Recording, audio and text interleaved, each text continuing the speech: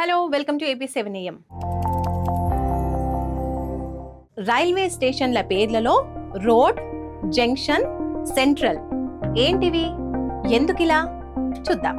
Vijayawada junction, Bengaluru cantonment, Chennai central, Bhadrachalam road, Mumbai Chhatrapati Shivaji terminal.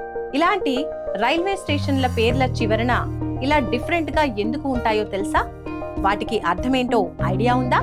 అలా పేర్లు పెట్టడానికి కారణం ఇదే.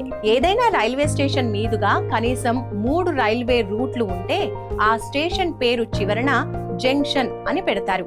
ఇవి చాలా పెద్ద స్టేషన్లు అయి ఉంటాయి. ఎక్కువ సంఖ్యలో ప్లాట్ఫామ్స్ కూడా ఉంటాయి. ఇక ఏదైనా స్టేషన్ కు సమీపంలో ఆర్మీ ఏరియా ఉంటే దాని పేరు చివరన కంటోన్మెంట్ అని రాస్తారు. సైనికుల రాకపోకలు, సైనిక వాహనాల రవాణాకు వీలుగా ఈ స్టేషన్లను ఏర్పాటు చేస్తారు. ఏదైనా పట్టణం వరకు రైల్వే లైన్ వేయటానికి వీల్లేకపోతే దానికి వీలైనంత సమీపంలో రోడ్డు మార్గం కూడా ఉన్న చోట స్టేషన్ ను నిర్మిస్తారు. అలాంటి రైల్వే స్టేషన్ కు ఆ పట్టణం పేరు చివరన రోడ్ అని పెడతారు. ఇక రైల్వే ట్రాక్ ను ఒక చోట వరకు నిర్మించాక ఇక ముందుకు వేసే అవకాశం లేకపోతే దానికి టెర్మినల్ లేదా టెర్మినస్ అని పేరు పెడతారు. అంటే అక్కడి దాకా వచ్చే రైలు వచ్చిన రూట్ లోనే మళ్ళీ వెనక్కి తిరిగి వెళ్తుందన్నమాట.